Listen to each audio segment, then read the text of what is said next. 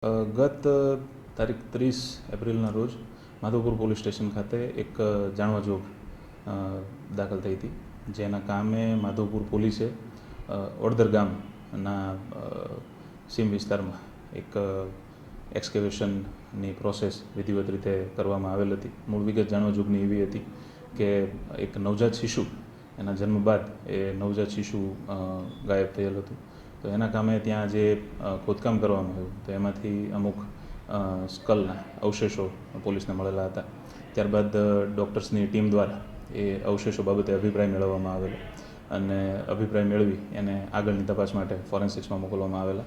ત્યારબાદ પોલીસને એવા બીજા પુરાવાઓ મળ્યા, જે પુરાવાઓ ધ્યાને લેતા એવું જાણવા મળેલું કે આ જે શિશુ જે છે એના માતા અને એના નાની અને જે માતા છે એમના એક સગા એવા એક ઈસમ દ્વારા આ જે નવજાત બાળક છે એને હત્યા કરી જે તે સમયે ઓડદરના વિસ્તારમાં રોડ ઉપર દફનાવી દેવામાં આવેલ હતું.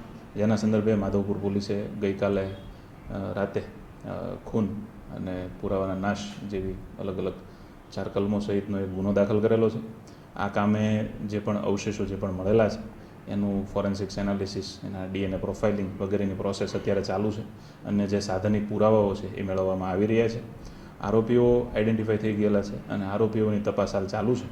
આરોપીઓ અટક થયેથી આ ઘટના પાછળનો અસલી હેતુ અને બાકીની તમામ જે ડિટેલ્સ છે એ જાણી શકાશે.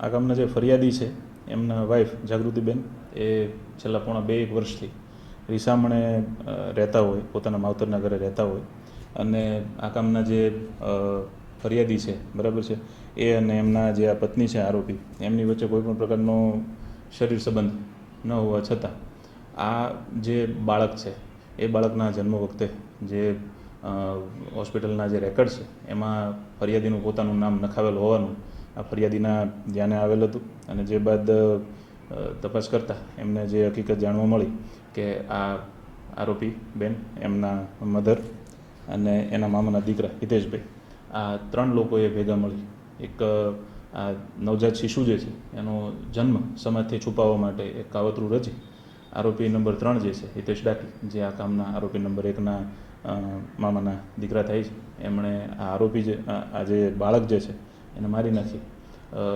ત્યાં ઓડદરની સીમમાં એને દાટી એનો નિકાલ કરેલો હતો. આ રીતે 3 આરોપીઓએ એકબીજાના મેળાપીપણામાં એક કાવતરું રચી આ નવજાત શિશુને મારી એનું નિકાલ કરેલો હતો, જેના સંબંધમાં આ FIR ફરિયાદી વિપુલભાઈએ માધવપુર પોલીસ સ્ટેશનમાં આપેલ હતી.